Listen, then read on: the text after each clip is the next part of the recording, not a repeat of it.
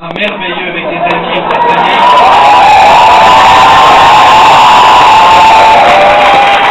D'ailleurs, Steve Perrus est un super-héros. Ça serait probablement ça, son super-pouvoir. Transformer des road trips plates en quelque chose d'extraordinaire. Quand il m'a demandé de le présenter, j'ai dit, est-ce que tu veux juste quelque chose de particulier ou est-ce que je vais avec mon cœur? Il m'a dit, vas-y ton cœur. C'est quelqu'un qui a énormément d'amour pour vous autres. Quelque chose qui fait que moi, il va peut-être grandir, je ne serai pas devenu la personne que je suis sans ces blagues. Donc, faites beaucoup de bruit. Commencez maintenant!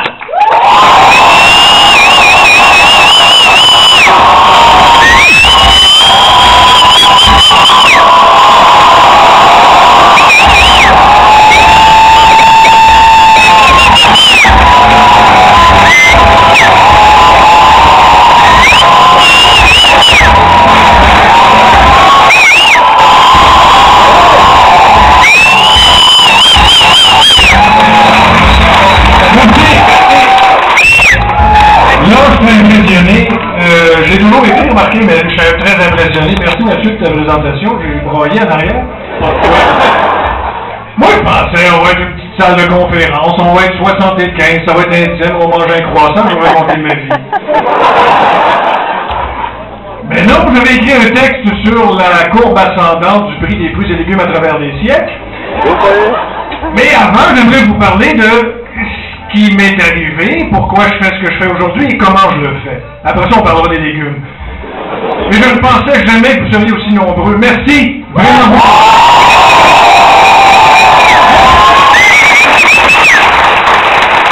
C'est ça.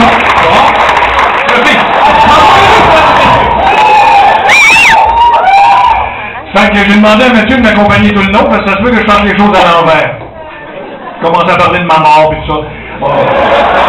Alors, il faut commencer par le début. Ben oui, François, donc, le commencement. Le commencement est le suivant. C'est que, d'abord, il faut que je commence par le début par une petite notion scientifique, ça durera seulement quelques secondes. Nous avons deux oreilles. Bonne entrée en matière pour une conférence, me direz-vous? Nos deux oreilles entendent en 360 degrés. Par exemple, une porte se ferme là, vous vous retournez où? Là. Une porte se ferme là, vous vous retournez où? Là. Alors qu'avec deux haut-parleurs, il y a deux sources d'information, c'est gauche ou droite. Ça finit là. Comment ça se fait que nos deux trous, nos deux oreilles, nous donnent un 360? Ça, c'est ce qui fait que je suis en vie. C'est les questions que je me pose tous les jours. Vie plate, me direz-vous? Oui. Mais je trouve ça extraordinaire que il faut un système surround de 7, 9, 12, 15 haut-parleurs, plus un sub-bass pour nous donner une impression de 360, mais juste deux trous pour l'entendre en 360. Moi, je me suis posé cette question-là, j'avais 6 ans. Avec ça, là. Tu t'es jamais posé cette question-là, Mathieu? Non. Ben, en fait, moi, j'avais des trous parce que tu avais une chanson qui parlait justement de ton Dieu, tes oreilles, ton Dieu. Tous ces trous-là, oui, mais eux autres, ils n'entendent pas les autres. Ils génèrent plus des sons d'autres choses, alors que ces deux trous-là les reçoivent. Et moi, quand je me suis aperçu que ces deux trous-là nous faisaient un 360, je me suis dit, mais c'est extraordinaire, juste deux informations qui nous font comme 1000 informations en même temps. Voilà, fin de la notion scientifique, je suis né en 1960, et à un moment donné, mon père a acheté un magnétophone cassette, les cassettes avec les deux trous. Deux trous. Le lien! On était vendredi 13 hier. Bon. Cet appareil cassette avait un microphone, j'ai enregistré ma voix dessus, je l'ai réentendu, je ne sais pas ce que ça t'a fait toi la première fois. Ça m'avait pris. Bon, moi j'ai détesté ça. D'entendre ma propre voix. J'ai pas une très belle voix. Regardez, j'ai une voix de gars. Je pourrais pas dire les nouvelles. Bonjour le monsieur, voici les nouvelles, ça passe pas. C'est Pierre Bruno, il passe. Moi, ça passe pas. Fait que j'oubliais ça. Mais ce magnétophone cassette m'a fait me rendre compte qu'il y avait des choses qui étaient possibles de faire. D'enregistrer sa voix, de faire des effets sonores. J'échappe un crayon. Ah non, mais le crayon qui est tombé dans le magnétophone! T'ouvres une fenêtre, t'entends le trafic. Ah, dans le trafic! Ben moi, ça me fascinait, ça, d'entendre le trafic. Alors, je faisais des fausses publicités. Alors, je suis en direct du centre du toaster, exemple, j'ouvrais la fenêtre. J'ai dit, bien oui, je suis dans le stationnement. Là, ça a lâché. La phrase la plus importante que je voulais dire, elle n'a pas valu parce que la visite pendant, ça a lâché. C'était mon numéro de compte en banque. Qui est vide. Parce que je me suis stationné dans le centre du toaster. Bon, alors j'ai commencé à jouer avec des magnétophones à l'âge de 8 ans, mais on avait seulement une source, c'est-à-dire que tu enregistres, puis tu peux pas, t'enregistres, puis c'est tout. T'entends ta voix sur une affaire qui est enregistrée, puis c'est tout. Alors si tu veux faire plusieurs affaires en même temps, genre de la musique, jouer de la batterie, de la guitare, de la basse, faut que tu le fasses en même temps. C'est pas possible. Faut que t'ailles bien les magnétophones. Faut que t'ailles bien les magnétophones. Je voulais vous parler beaucoup plus longtemps de ça, mais c'est parce que je veux qu'on ait du fun, ça fait que je vais sauter dans l'étape suivante, c'est qu'à 8 ans ou 9 ans, j'ai appris que Paul McCartney se séparait des Beatles. Et moi qui a toujours trippé sur les magnétophones, parce que c'est ce bout-là que j'ai passé vite, c'est vrai, j'ai toujours trippé sur les magnétophones puis la radio. Ah, ça faut que j'en parle!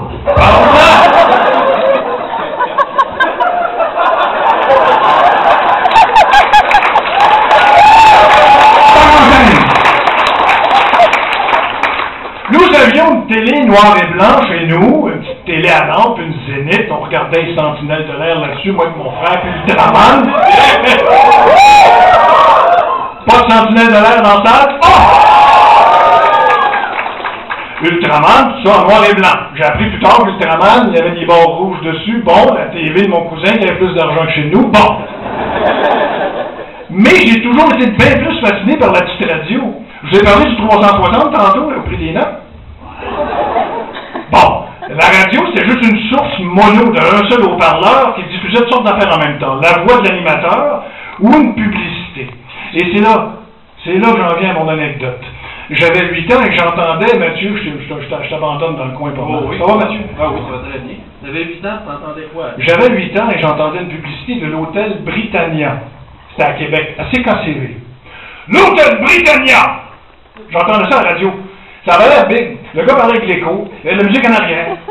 Fait que moi, je regarde pas la télé, j'écoute la radio. Si je regarde la télé, j'ai une information image, j'ai une information dans mes oreilles.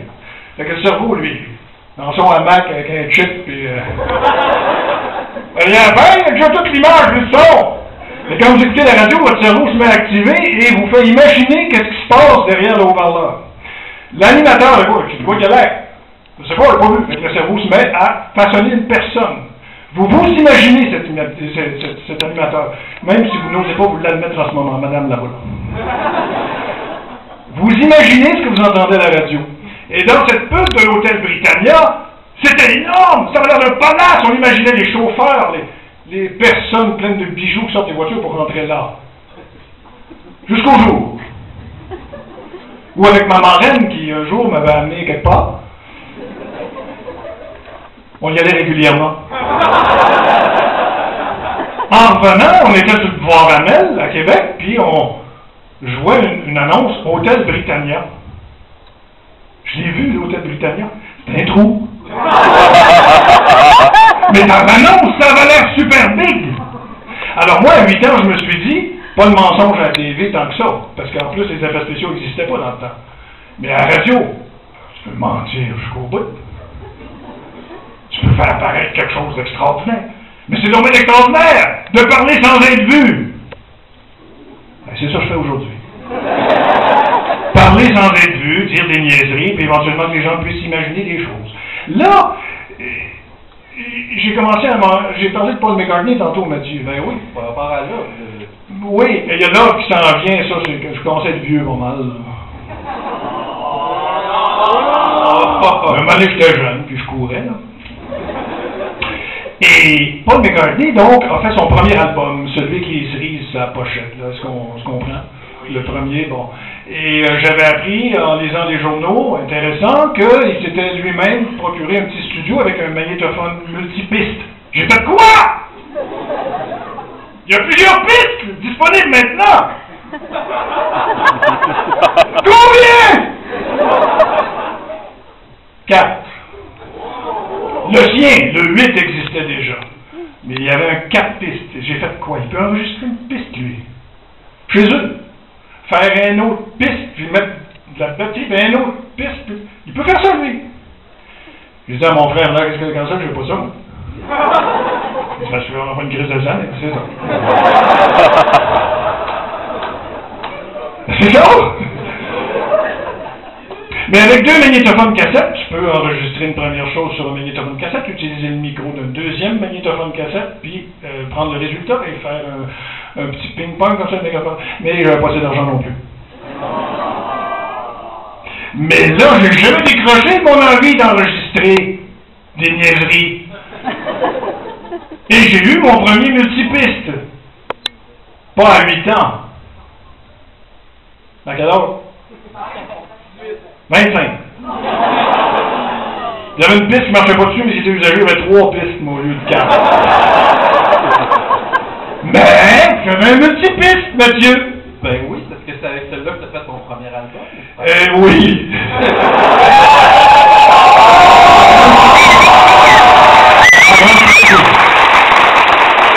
Mais là, il ne faut pas que j'oublie les détails, parce que là, vous n'êtes pas déplacés pour rien. Il faudrait quand même avoir quelques détails croustillants.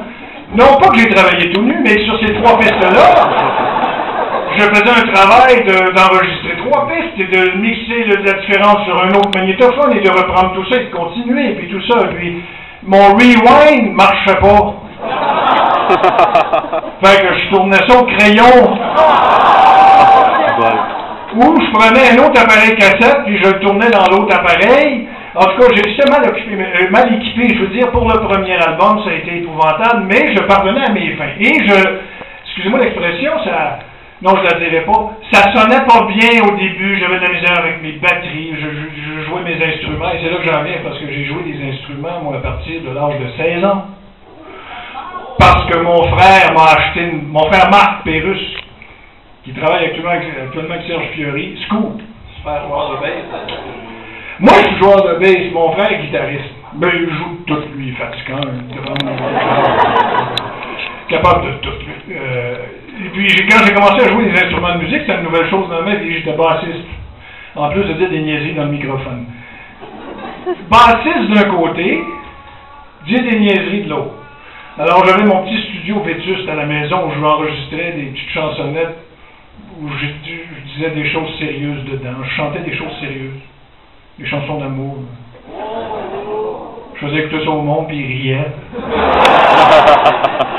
Il riait. Là, il disait, hey, écoute, il amenait des chums, puis il disait, regarde, écoute ce que Pérusse a fait, c'est drôle. C'est pas pour rire, moi, que je faisais ça. Mais là, j'ai compris que c'était mieux d'être ça. Des gens ont entendu mes niaiseries. Alors, pour jouer dans des bars le soir comme bassiste, Mathieu, je jouais avec des... Vous avez encore manqué mon numéro de compte. Ray Tyler Blues Band, ça vous dit quelque chose? Ben, c'est sûr. Personne ne connaît ça, Ray Tyler Blues Band. Et Ray Tyler, c'est un Britannique qui jouait du blues à Québec parce que c'était probablement la seule place où il trouvait de la job. Puis moi, j'étais son bassiste. Puis j'ai joué avec des groupes. Une fois, on va faire vite là-dessus. En tant que bassiste, j'ai travaillé avec des bons groupes de jazz, comme avec mon frère Marc, comme avec des amis que j'ai eus à Québec. Mais j'ai aussi travaillé avec Sonny and Dobb. Ça vous dit quelque chose? Non, c'est sûr, personne ne connaît ça. Mais, intimité! Une fois, leur bassiste s'est cassé la gueule en déboulant les marches d'un escalier, et c'est vrai. Et puis, Dobb est venu me voir, le Jamaïcain reggae à Québec, pour dire on joue au Café Rimbaud ce soir, et notre bassiste s'est cassé la gueule d'un escalier. J'ai dit c'est ça, vous fumez, vous cassez la gueule d'un escalier. J'ai remplacé le bassiste pour le groupe reggae, avec une chemise blanche et des tuxedos. Il m'a dit, c'est pas comme ça qu'on s'habille pour jouer du reggae. Je faisais des jours que j'étais bon bassiste, j'étais capable de remplacer sur le fly. J'avais mes idoles qui étaient des bassistes très, très, très sophistiqués, j'essayais de faire pareil. Hey, on a déjà l'éclairage! Alors, mon cher Mathieu, donc, tout ça pour dire vite que je suis un bassiste. J'ai joué avec lui de La Rochelière, Jean Leloup. Ça, on les connaît. Oui, bon. Sur quel tune de Jean Leloup? J'ai jamais joué sur un de ses disques. J'ai joué son avant-carrière. On allait dans les cégeps, ça criait. On était deux en duo. Moi à la basse, puis lui il chantait. Jean et moi étions un duo. Ça s'arrachait les cheveux dans la salle. Mais d'un bord, on vidait la place. Jean Saint-Jean, Le claviériste de UZEB, il a entendu mes affaires, il a dit « Hey, c'est bon ça. » Lui, il me dit ça, à moi. Je me suis mis à me croire. Il dit « Ça me prend un chauffeur. » Je n'ai pas de char. Fait que, Jean, il a pris la cassette, il a fait écouter ça à du monde. Puis là, à un moment donné, il y a des gens dans l'industrie qui ont commencé à entendre ça. Mais là, maintenant, je suis devenu bassiste pour Luc La Rochelière. Vous avez la présidente ici de Zéro Musique qui est assise ici en avant. J'ai oublié 15 fois de la présenter à 16 personnes tantôt dans le couloir, mais là, je la présente à 1000 personnes, ça me fait plaisir. Marie Barcelot est présidente de Zéro Musique, mais avant ça, on était des amis. On se connaissait. Elle et Pierre Dumont, qui sont tous les deux à la direction de Zéro Musique, à un moment donné, ils ont entendu mes conneries que j'enregistrais sur mon magnétophone, mes chansons sérieuses, puis que je commençais à déconner un peu, toutes les choses que je faisais chez moi, tout seul, comme un chien. Et puis ils écoutaient ça, puis ils trouvaient ça comique. Puis à un moment donné, ils m'ont proposé de faire pour Luc de La Rochelière une publicité pour annoncer son album « Sauver mon âme ». Vous vous souvenez de « Sauver mon âme » ? Et j'ai fait une pub de 30 secondes, c'est une pub diabolique. C'est quelqu'un qui fait jouer un disque à l'envers, il y a des messages diaboliques. J'ai fait ça sur mon 3 pistes. Ça a fait le tour du Québec, dans toutes les stations. J'ai enregistré un disque à l'envers, j'avais un petit fond de musique sur clavier, un seul accord, parce qu'il ne fallait pas que j'en joue trop dans le temps. Là. Je vais en faire 3 aujourd'hui. Là, on avait mon accord, puis le gars qui parle avec une voix inquiétante, un peu d'écho, et on avait tout ça. Et le texte. On en arrive au texte bientôt, parce qu'il faut parler de texte, c'est plate. C'est une bonne plate, faire ça. Écoutez, ça va. Alors, un gars, j'étais dans la douche, chez moi, dans mon 2,5, pas loin de mon 3 pistes. Parce que la douche, tout était proche dans mon 2,5. Hein. Sors de la douche, tu peux faire une traque sur ton 3 pistes tout de suite. Le frigidaire, mettons, t'es dans la douche, t'as le frigidaire là, t'as le 3 pistes. C'était très pratique. J'avais pas de TV. Alors, j'avais pas de TV. Ça va faire de la radio. J'avais pas de TV. Ça, c'est après. Il y a la version 3X de cette entrevue qui va être disponible sur Internet. Alors, le gars, suite à cette demande de Marie Barcelot, Pierre Dumont et Luc La Rochelière, il y a une station de radio, une des stations de radio qui ont joué cette pub qui est C'est quoi? Et C'est quoi? Avait le regretté Bob DeBoer, qui était le directeur de l'époque, m'a appelé chez nous à Québec. J'ai jamais eu ça, un appel de directeur des programmes de radio. Certes, j'avais déjà fait de la radio communautaire. J'en fais moi-même. Toi aussi? Oui. Hey. C'est le fun. J'en ai fait 12 ans. 12 ans de radio communautaire. Parenthèse encore une fois. Oui, j'ai beaucoup de choses à raconter dans le fond. Je me passe de plate avant d'arriver, mais je commence à m'intéresser là. 12 ans de radio communautaire à Québec. Bon, voilà. C'est dit! Beaucoup d'alcool. Alors, Bob DeBoer m'appelle et dit c'est toi qui as fait la pub? Je dis oui. Je le texte? Oui. Tu veux l'enregistrer? Oui. Tu veux la musique? Oui. Tu veux le par-dessus? Oui. T'es encore mouillé de la douche, tu sais. Dangereux le téléphone dans la douche. Il dit Bob DeBoer, c'est quoi? Ah, beau nom. Il dit veux-tu une job? Comme ça. Je dis comme ça. Veux-tu une job? Je dis oui. C'est parce qu'on commence lundi à Montréal. Il dit, tu es capable de faire ça tous les jours, ces niaiseries-là? J'ai dit, regardez la sagesse. Mathieu, sagesse. Oui. Je suis en train d'endormir. Oui. J'ai rien d'autre à faire que regarder mon idole de la vie. Notre prochaine idole, c'est Mathieu, il est dans l'humour lui aussi. Checkez le main. Écoutez-moi bien à la radio communautaire, les minuit à 1h30 du matin. Là, on se comprend de la CISM à cette heure. Oui, c'est mon UDM? Yeah! Moi, je n'ai pas été à l'université. Moi non plus. Il y a moi aussi que c'était la nuit. Oh! Lien! Lâche pas. C'est que j'étais rendu, hein? C'est que j'étais... bord de board. Et, il dit, on va te l'essayer si tu veux. Ben là, j'ai déménagé mes 2 sacs poubelles plein de tout stock que j'avais dans mon 2,5. J'étais à Montréal. J'ai pris un appartement sur la rue Coloniale et j'ai été engagé à C'est quoi? Non, c'est pas ça que je voulais dire. Il manque une étape. Je leur ai dit, je vais vous envoyer un démo avant. Parce qu'ils m'ont pas demandé de démo, eux. Ils ont dit, on t'essaye. Je dis, vous voulez pas que je fasse un démo comme ça? Ça allait me dire, je suis capable de me dire à moi-même, de me convaincre moi-même que je sois capable éventuellement d'être drôle sur commande. J'ai fait un démo des jokes sur Ikea, sur la police. Ouais, Ikea de la police, je pense que c'est vraiment ça. Ah oui, il y avait une affaire qui se passait en dessous de l'eau, un gars qui bégaye dans un restaurant. Je fais sur mon 3 pistes, puis j'envoie ça. Il m'appelle le lendemain matin, il dit, garde, c'est très bon. Il dit ça. Parce que si on écoutait tout ça ici, là, en ce moment, ce démo-là, ouais, j'en ai plus. Mais c'est pas très bon, hein? Et ils m'ont essayé pareil. Normand Bradway, qui était l'animateur du matin à l'émission de C'est quoi, il avait joint le prince aux nouvelles, ils m'ont essayé. Normand m'a vu arriver, il avait écouté mon démo, il avait aimé ça. J'ai la confirmation aujourd'hui que c'est quand il m'a vu, moi, qu'il voulait plus travailler avec moi. C'est pas une surprise, il vous le dirait lui-même, connaissez son honnêteté. Quand il m'a vu, moi je sais une jambe de même quand je suis assis, puis là, je suis nerveux, puis tout, je veux pas travailler avec ce gars-là. Et en plus, mes premières capsules, c'est quoi? Bon. Pas très fort, me dis-je en retournant au métro chez nous après chaque matin, me dis ouais.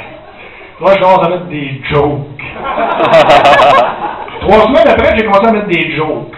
Et là, il est arrivé quelque chose que je pense que c'est vrai que je dois l'admettre. Le directeur, le propriétaire de la station à l'époque, qui est ministre aujourd'hui, qui a été ministre, Pierre Arcan, m'avait confirmé que le phénomène s'est rarement produit. C'est la rapidité de comment ça s'est passé après.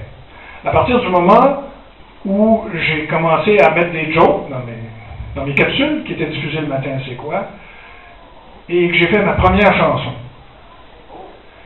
où je parlais des Simpsons, qui était une chanson de Bartman, et j'ai fait les Simpsons passent au Bart. Ça m'a fait peur, l'effet que ça a fait. Je marchais dans la rue, je voyais des chars passer avec la radio à la planche, qui écoutaient ça. Vous savez un peu, là. Moi, je suis ici, puis il y a un char qui passe, qui écoute ma tune. Là, ça commençait, c'était le début, et ça a été énorme. Cette chanson-là, à partir de cette chanson-là, ça a été énorme. Mais c'était encore un phénomène montréalais. C'est resté montréalais pendant 3 ans. C'est jamais sorti de Montréal.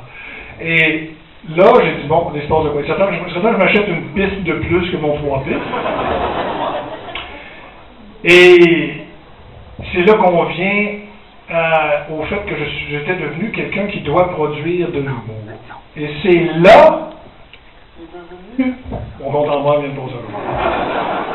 Et c'est là que la difficulté, j'ose l'appeler comme ça, je me suis rendu compte que les gens avaient accroché, et je me suis rendu compte qu'on avait des gens qui voulaient écouter ce que je faisais, puis je me suis rendu compte qu'il fallait que je le fasse. Et je me suis rendu compte que j'avais une pression. La pression étant, pas d'enregistrer. Enregistrer, j'ai toujours aimé ça. C'est d'écrire. Écrire, mes amis, comment dirais-je? C'est comme plate. Faut trouver des jokes, faut se faire rire. Et puis, c'est bien plus fun d'écrire quelque chose, c'est bien plus facile d'écrire éventuellement un scénario triste. Parce qu'un scénario, moi je peux me broyer dans 2 secondes. Hein, vous parlez de mon enfance, je regarde. Je parle pas d'une super enfance. Oh, j'ai encore une niaiserie. Ça m'arrive jamais. Écrire, c'est dur, et j'écris seul. Alors, il y a beaucoup d'humoristes, je ne sais pas si ça va être comme ça pour... Il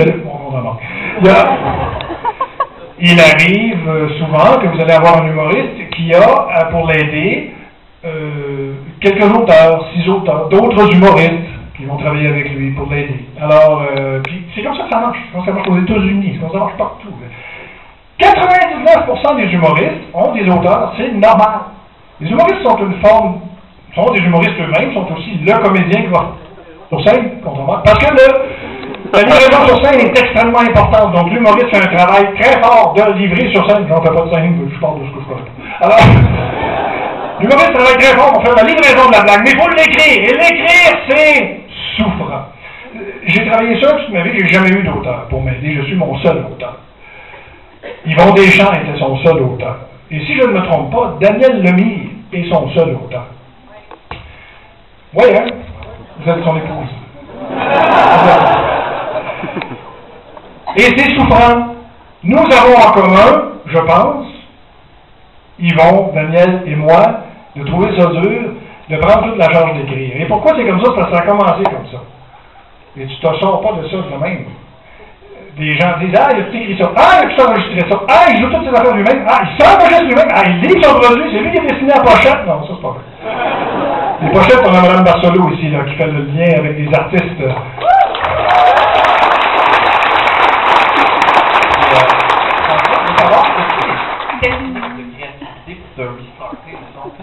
Donc, ça arrive pas. Malheureusement, je suis obligé de te dire, il n'y en a pas vraiment, sinon de te dire, si moi, il est 4h30, si je fais sans rien, je suis dans ma... C'est ça, technique. La page blanche, j'inquiète tout le monde. Et moi, depuis 23 ans, il faut que j'écrive quotidiennement pour le lendemain. Et les pages blanches, oui, ça m'arrive. Il y a des fois que tout arrive le matin. T'arrives le matin, puis rendu... Il est rendu 11h30, puis j'ai presque tout mon texte. Hey, là, ça, c'est un cadeau du ciel. Parce que des fois, les blagues, ça arrive seul. Ça arrive seul. Ah ouais, puis t'arrives, hein, tu fun tout seul, puis c'est comme si quelqu'un te l'avait dit à quelque part. Il y a peut-être des writers, je ne sais pas. Mais la plupart du temps, j'ai jamais fini d'écrire avant vers la fin de l'après-midi, et je prends 2 heures pour enregistrer mon produit. Musique, paroles, mixage final, 2 heures, pas plus. J'ai pas besoin de plus que 2 heures. S'il s'agit d'une chanson, je dois élaborer beaucoup d'effets.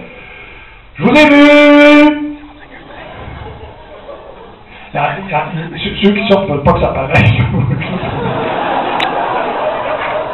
C'est pas grave! Au prix que ça coûte! Ça fait que je vais commencer du début pour vous autres tantôt.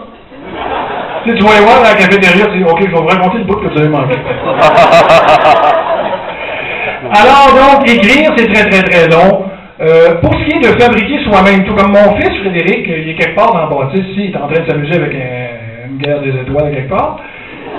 Il m'a dit, papa, je veux faire comme toi. Je lui dis d'ailleurs, fais-le pas tout seul. Parce que tout seul, c'est... Des fois, je suis dans la maison tout seul.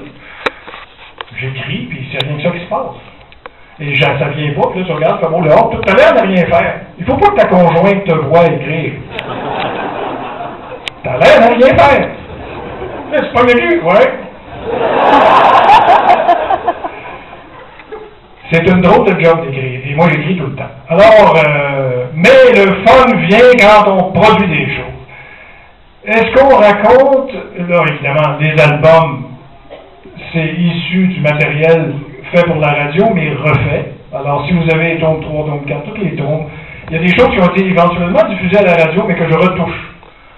Parce que je les aime plus, il faut que je le fasse, il faut que je les réenregistre, tout ça. Et évidemment, aujourd'hui, quand on parle d'enregistrer, le matériel est de plus en plus compact. Vous avez des logiciels de 128 bits, c'est plus que 3. Des logiciels qui vous permettent de faire beaucoup plus facilement les choses. Et on ne sauve pas de temps. Le temps, ça prend toujours le même temps. Techniquement, enregistrer quelque chose, il n'y a rien qui ralentit ça. Même les images, c'est la même chose. Maintenant, il y a eu des émissions de télé. Il y a des dessins animés, Pérusité, Le Jour Nul,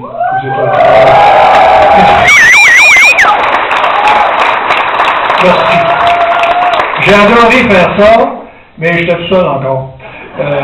Parce que j'étais dans mon studio, je préparais tous les textes, les voix, tout le timing, le mixage final, et ça partait par Internet au studio de production qui prenait mon sonore, et les textes de ce que je voulais voir à l'écran, qu'on appelle des didascalies ou des notes de scène, ou en anglais le screenplay, Il fallait que j'écrive tout ça, plus mon dossier sonore, ça allait au studio, et il produisait la chose, et voilà.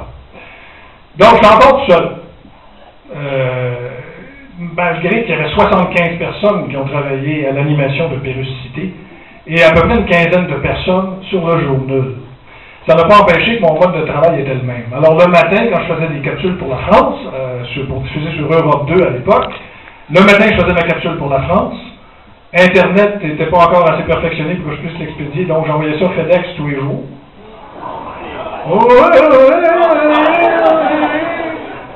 Donc tu fais des... Sur une DAT. Ah! C'est disparu les DAT! Yeah!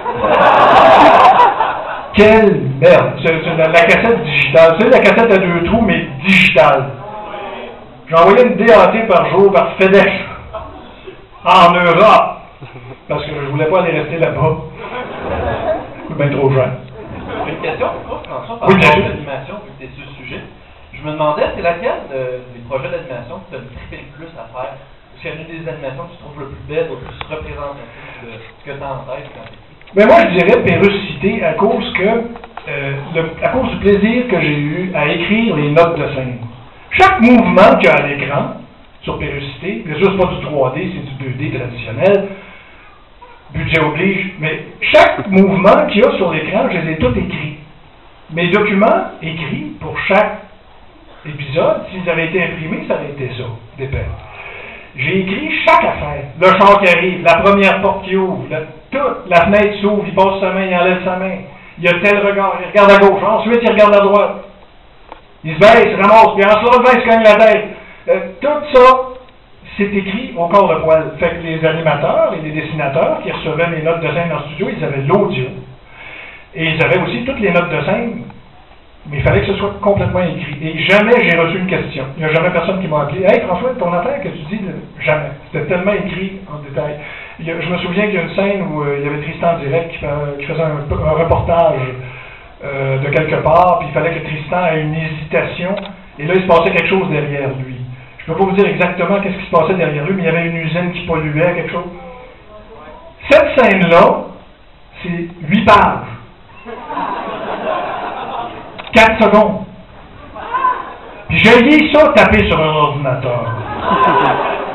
Alors, mais j'ai adoré faire ça. Alors, je voyais les résultats à l'écran, puis j'étais réjoui de voir que les airs que je voulais, les faces. Et quand je faisais quand je demandais une face, mettons, le ministre a telle face, je dis, ah, convaincre. C'est correct qu'on compte en bas.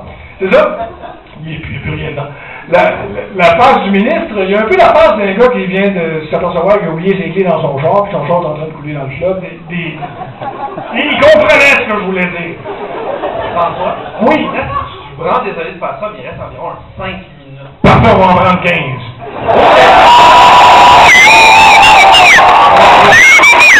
Merci Mathieu, j'ai une grande gueule, Alors, je suis désolé de faire ça, parce que moi aussi ça m'intéresse.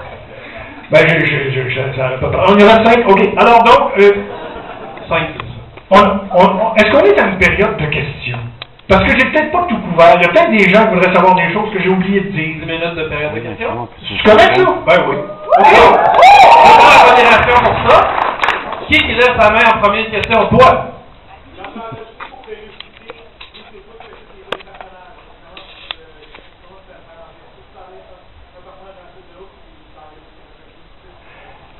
Merci.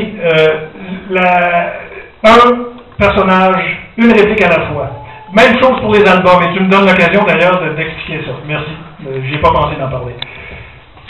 Une réplique, je change de piste pour faire l'autre personnage, l'autre réplique.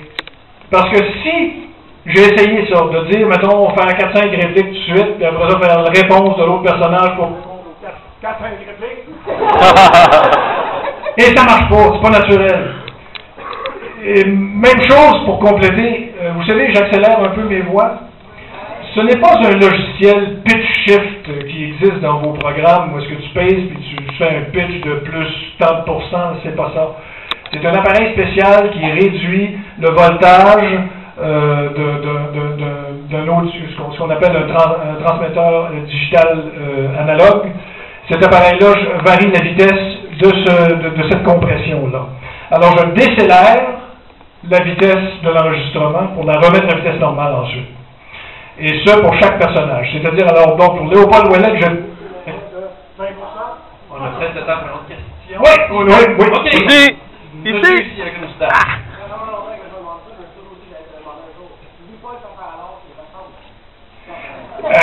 Carrément moi, merci. Carrément moi, parce que j'avais les cheveux longs et une barbe, Louis-Paul Fafaralard, je le voyais avec une queue de cheval et une barbe, il disait, Radio communautaire.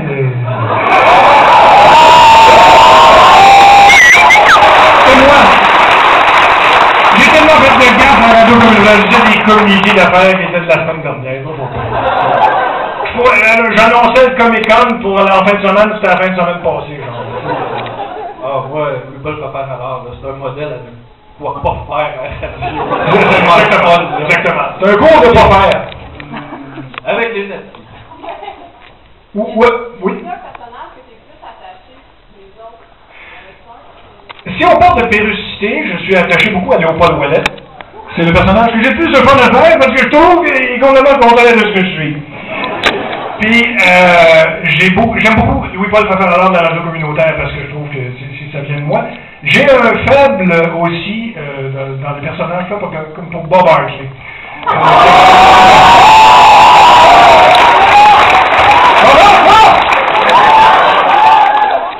Je me suis inspiré, je vous ai parlé de Pierre Dumont tantôt, qui est l'associé de Marie Bercelot. Je vous raconte ça vite. Donc, d'où vient mon inspiration de Bob Hartley? Il y a une partie de lui, Bob, mais aussi il y a une partie... Vous savez, les entraîneurs personnels, vous faites du vélo, vous avez besoin d'un entraîneur. Ils sont pas nécessairement toujours gentils, là. Tu sais, maintenant, t'es en train de pédaler sur le bicycle, là, il te regarde, puis avec son chronomètre, puis... Oh, ouais! Pédale, puis il fait passer! J'ai, dans les... j'ai des scoops. D'abord, il y aura quelques blagues. Et j'ai, dans le tour 9, il y a un procédé qui va être un petit peu plus varié, en ce sens qu'on avait des capsules complètes. Mettons, dans un bloc de capsules, vous aviez, je sais pas, 7-8 capsules. Là, il va y avoir en plus court 15-16. Avec plus d'habillage musical, plus de niaises, plus de présentation. On s'en va à plus d'endroits. Et je vais essayer de faire plus de division numérique aussi pour vous aider à repérer vos... J'ai une nouvelle toune. Dernière question à la madame avec le chapeau bleu, là. Madame chapeau bleu. Ton inspiration pour les sexes conseils, des problèmes de la Merci. Il existait, je ne sais pas si vous avez eu vent de ça, mais il existait une madame qui répondait à la radio à Montréal à des gens qui avaient une détresse sexuelle quelconque. Et elle s'appelait Huguette Proux. Et les gens qui appelaient là, ma foi, arrivaient avec des détails. Tu sais, le poteau de la Meuse, c'est même pas exagéré, là. Puis on s'entend-tu que ma sexualité est bizarre, que la sexualité en général est bizarre? C'est, il n'y a pas de sujet plus étrange parce que l'être humain, n'est-ce pas? On n'embarque pas là-dedans. Mais il existe des sexologues, et je ne sais pas où est-ce qu'il faut étudier pour être sexologue. À l'université? Y a-tu des cours de sexologie à l'université? Y a-tu des sexologues dans la salle? Ben, j'ai un problème, moi. Non, c'est sûr. OK, ben là, vous m'ouvrez une grosse porte aussi. Les jokes de cul, OK? Je suis pas Mike Ward, mais j'aime Mike Ward. J'en ferai jamais autant que lui, mais j'aime ça en faire. Et il y a des fois, bon, au début, j'en faisais 0. Tome 1, tome 2, tome... J'en faisais pas au début parce que je me censurais. Aujourd'hui, j'y vais parce que je suis pas capable de pas trouver ça drôle. J'essaye de pas trouver ça drôle. Moi, tu sais, bon, depuis de temps en temps, l'histoire de jouer des mots, de ne pas attaquer personne, de ne pas attaquer une communauté, de pas... tu sais, tout le monde a le droit à tout. C'est pas une question de ridiculiser qui que ce soit, mais une bonne joke de cul, une fois de temps en temps, fait du bien. Bon! Merci! Bon, ben encore une fois, ici!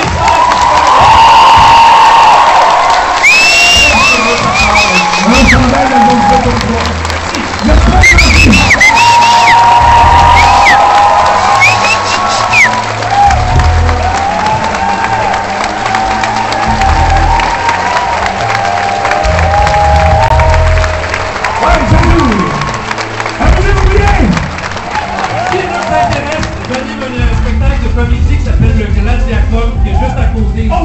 vous 519B.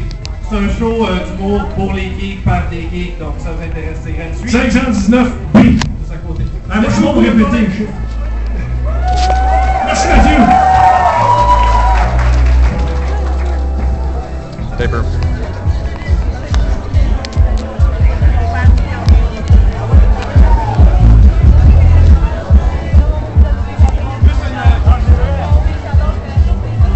Juste une petite note, M. Pérus va être en séance de signature au premier étage, si ça vous intéresse. Dans la salle.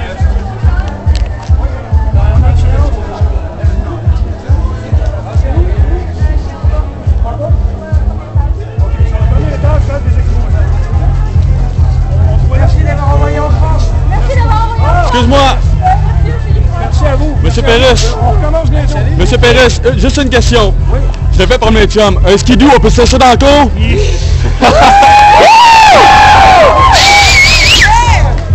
Skidoo, on peut-tu laisser ça dans la cour? Non? Je vais vous passer mon mécanicien. OK. Ed? Hein? Ouais. Allô? Un skidoo, on peut-tu laisser ça dans la cour?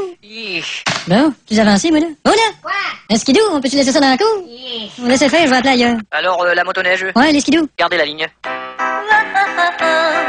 Un skidoo, oh, peux-tu laisser ça dans le cou?